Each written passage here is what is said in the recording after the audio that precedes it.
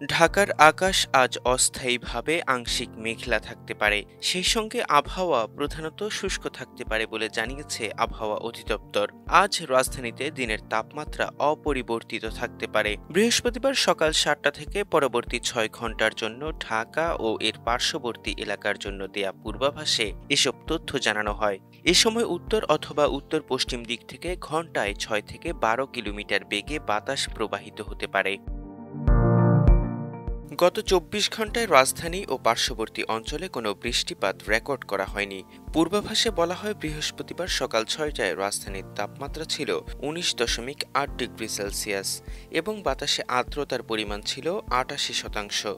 গতকাল সর্বোচ্চ তাপমাত্রা ছিল ৩২ ডিগ্রি সেলসিয়াস এবং আজ সর্বনিম্ন তাপমাত্রা পাওয়া গেছে ১৯.৭ ডিগ্রি সেলসিয়াস।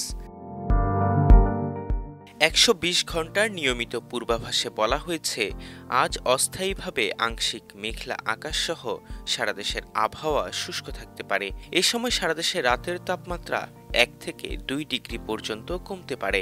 আগামীকাল শুক্রবার অস্থায়ীভাবে আংশিক মেঘলা আকাশসহ সারা দেশের আবহাওয়া শুষ্ক থাকতে পারে। এ সময় সারা দেশে রাত এবং দিনের তাপমাত্রা সামান্য কমতে পারে। পূর্বাভাসে বলা হয়, শনিবার অস্থায়ীভাবে আংশিক মেঘলা আকাশসহ সারা দেশের আবহাওয়া শুষ্ক থাকতে পারে।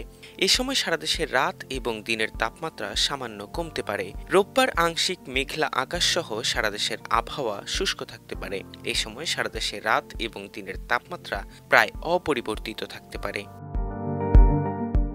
আবহাওয়ার পূর্বাভাসে বলা হয়, উপমহাদেশীয় উচ্চচাপ বলয়ের বর্ধিতাংশ পশ্চিমবঙ্গ এবং তৎসংলগ্ন এলাকায় অবস্থান করছে। মৌসুমের স্বাভাবিক লঘুচাপটি দক্ষিণ বঙ্গোপসাগরে অবস্থান করছে। এর বর্ধিতাংশ উত্তর বঙ্গোপসাগর পর্যন্ত বিস্তৃত রয়েছে। এছাড়া শনিবার দক্ষিণ পূর্ব বঙ্গোপসাগর ও তৎসংলগ্ন এলাকায় একটি লঘুচাপ সৃষ্টির সম্ভাবনা রয়েছে। একই সঙ্গে এটি ঘনীভূত হতে পারে বলেও সতর্ক করেছে আবহাওয়া অধিদপ্তর। গত ২৪ ঘন্টায় দেশের সর্বোচ্চ তাপমাত্রা ছিল চট্টগ্রামের আমবাগানে ৩৩.৮ ডিগ্রি সেলসিয়াস। এ সময় দেশের সর্বনিম্ন তাপমাত্রা ছিল তেঁতুলিয়ায় ১৪ ডিগ্রি সেলসিয়াস। গত ২৪ ঘন্টায় দেশের কোথাও কোনো বৃষ্টিপাত রেকর্ড করা হয়নি।